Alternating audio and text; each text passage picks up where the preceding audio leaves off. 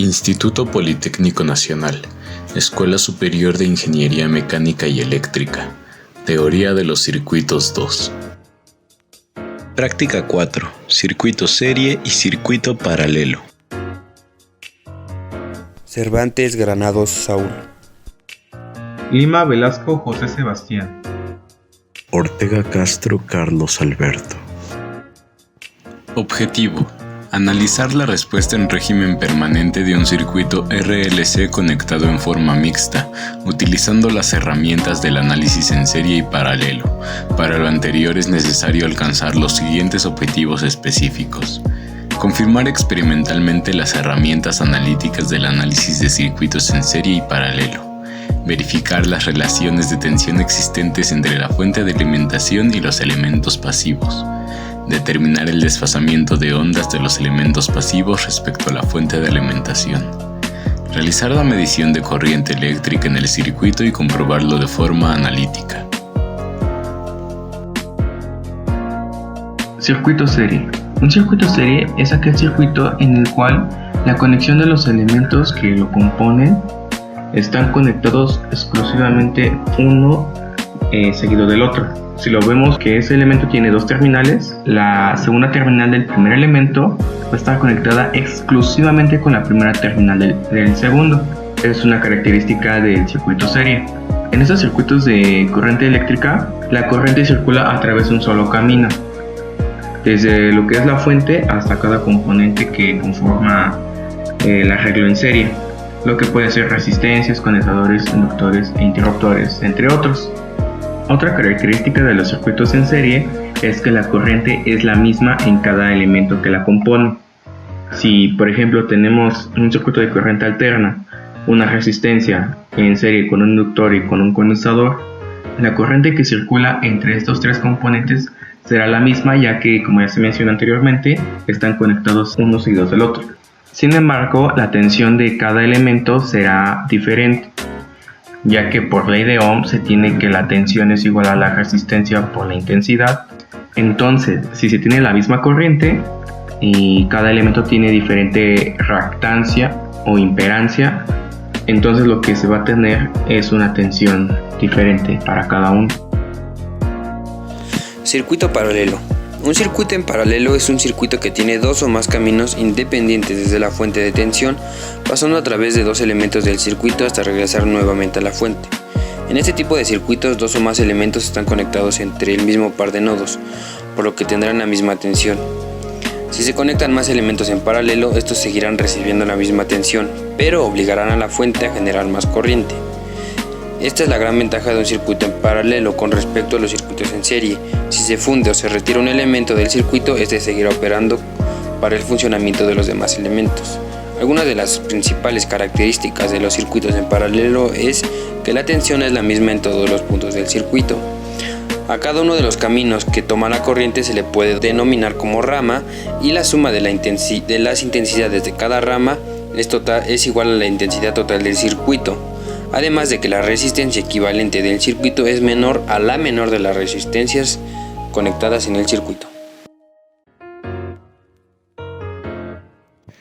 En el primer paso del desarrollo experimental se resolvió analíticamente el siguiente circuito. En nuestro caso trabajamos con los valores siguientes: tensión de la fuente Vs igual a 12.31 volts RMS, inductancia L igual a 99 milihenrios, resistencia de la inductancia RL igual a 278 ohms, capacitancia C igual a 5 microfaradios, resistencia 1 R1 igual a 46 ohms, resistencia 2 R2 igual a 219 ohms, resistencia 3 R3 igual a 336 ohms, todos valores medidos. Para resolver este circuito se escogió el método de circuito equivalente, por lo que primero se obtuvo de la siguiente manera. Se determinó la impedancia 1 de la inductancia siendo Z1. Al R2 y C estar en paralelo se determinó la impedancia 2, Z2. R1 y Z2 quedan en serie, por lo que se suman sus impedancias y obtenemos Z3. Al Z3 y R3 estar en paralelo se determinó la impedancia 4, Z4. Z1 y Z4 quedan en serie, por lo que se suman sus impedancias y obtenemos la impedancia equivalente, ZE. A través de ir simplificando el circuito eléctrico fuimos obteniendo los siguientes valores de impedancias equivalentes. Al conocer el valor de la tensión de la fuente, Vs, es necesario multiplicarlo por raíz de 2 para obtener su valor pico. Con este valor y la impedancia equivalente Ze, se determina la corriente de la fuente, Is. Para este circuito, a través del análisis de sus equivalentes, llegamos a los valores de la tensión del capacitor Vc y la corriente del capacitor Ic, con las siguientes fórmulas.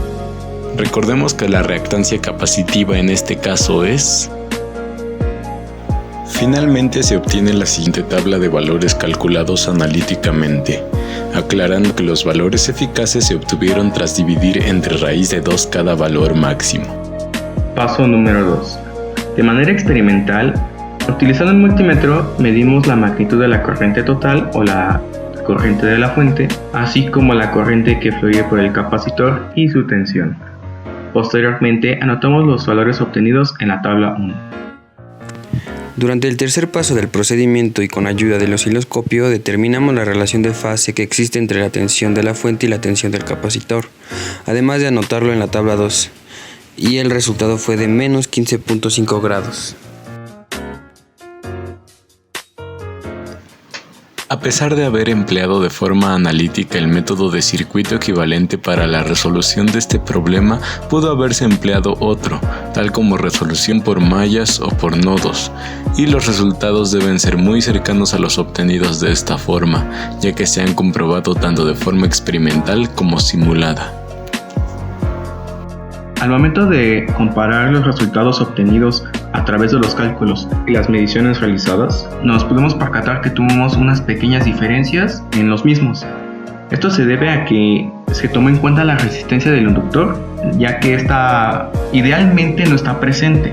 Sin embargo, es útil tomarlo en cuenta, ya que los materiales poseen una resistencia y obviamente esto puede afectar a la corriente generada por el circuito.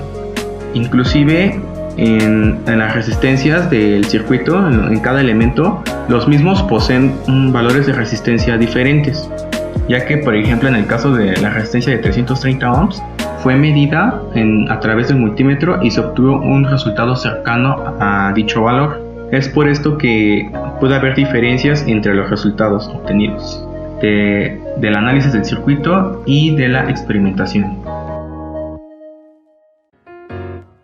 De esta práctica podemos concluir que es de suma importancia para nuestro desarrollo como ingenieros el conocer el comportamiento de la tensión y la corriente a través de un circuito RLC en un arreglo en paralelo, lo que fue posible midiendo estos parámetros, tensión y corriente, a través de los diferentes elementos del circuito, además de ver el desfasamiento que existe entre la tensión de la fuente y el capacitor.